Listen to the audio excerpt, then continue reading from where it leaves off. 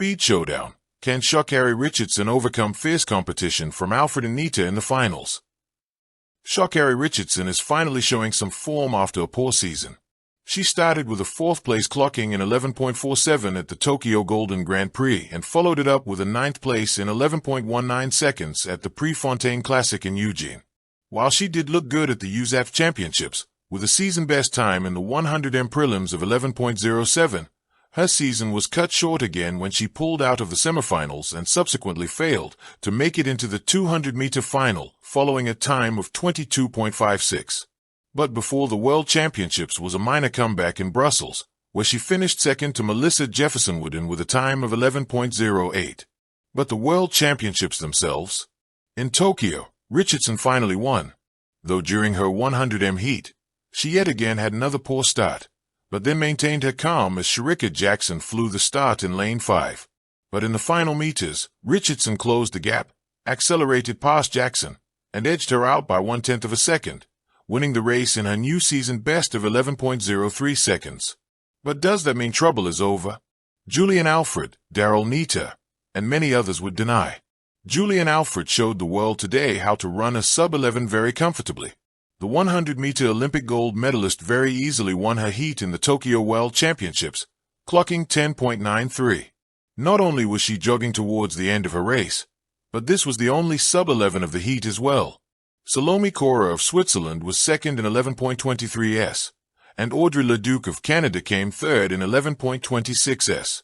The St. Lucian has broken the Americans' heart once before, and chances are highly likely that she will do it again because Sha'Carri has not clocked a sub-11 this entire season. And then there's Alfred Neita, another sprinter who can be big trouble for Richardson because she has also recorded a sub-11 in her heat today. The British track and field athlete ran a season best of 10.94 seconds. She beat Titi Terry, who ran 11.06s, and Thelma Davies Liberian in 11.12s. Now, how can we forget Sha'Carri Richardson's compatriot and training partner, Melissa Jefferson-Wooden? She is the top contender for the 100-meter World Championships this year. And how did she do? She clocked 2 sub-10.70s this season, 10.66 at the Silesia Diamond League and 10.65 at the USAF Outdoor Championships, something that the 100-meter world champion has only done once in her career.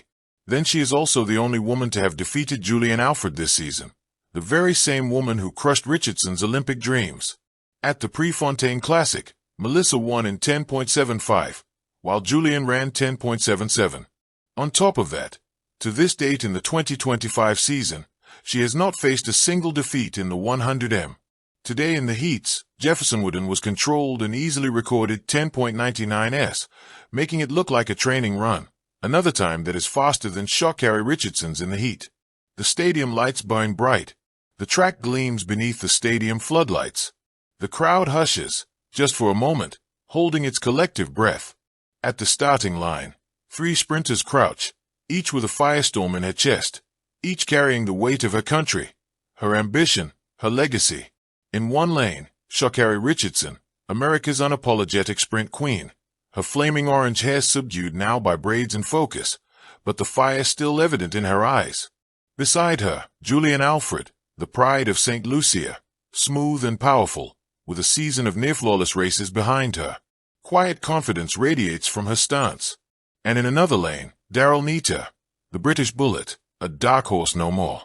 Her consistency and late-season surge have made her one of the most feared names on the track.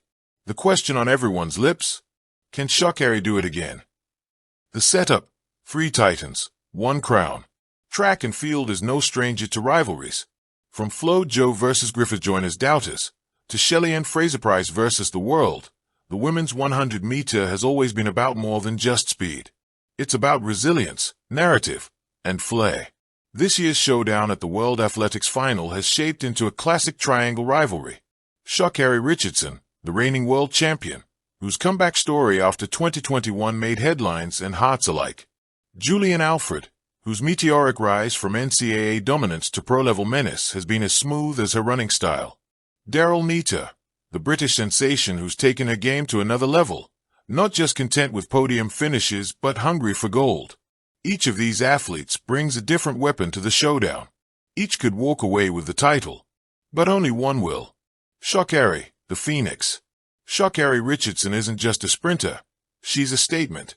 After her heartbreak in 2021, disqualified from the Tokyo Olympics due to a marijuana test, critics were quick to write her off.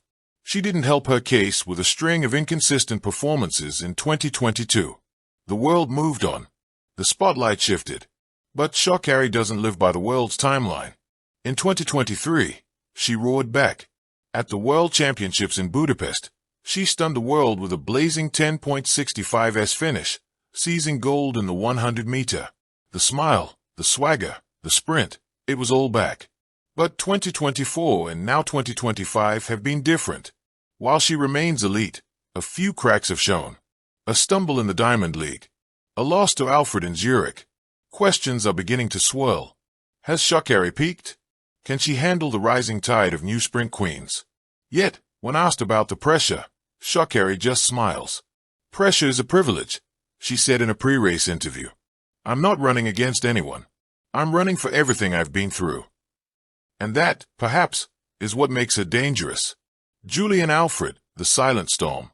While Sha'Carri courts the cameras, Julian Alfred stalks the track with sniper precision.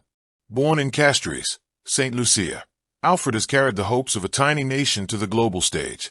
Her breakout NCAA career with the University of Texas made her a name to watch. But now, she's more than just a college standout. She's a full-blown professional threat. Her 2025 season has been surgical. She's clocked multiple sub-10.90s, beat Richardson head-to-head twice, and has improved her start, once her Achilles heel. Her stride is long, smooth, and almost too effortless, deceiving viewers into thinking she isn't going as fast as she is, until the finish line comes and she's already a step ahead. But her weapon isn't just speed, it's calm. Julian doesn't trash talk. She doesn't gesture wildly at cameras. She simply runs, then walks away, often before the announcers can catch their breath. She's the quietest storm you'll ever see, said her coach. But when it hits, you'll know. Daryl Neita, the British breakout. And then, there's Daryl. For years, she was part of a talented British relay squad, often overshadowed by sprinters like Dina Ashersmith. But 2024 and 2025 have been Daryl Neita's years of rebellion. No longer content with playing supporting roles, she stepped into the spotlight, consistently clocking 10.8s and 10.9s across international meets. Her acceleration phase has become elite, often putting her neck and neck with even the best starters. But what's changed most is her mentality. I stopped waiting for permission to win, she said in a BBC interview. Now, I just run like I belong. Thank you for watching. Please don't forget to hit the subscribe button, like and share.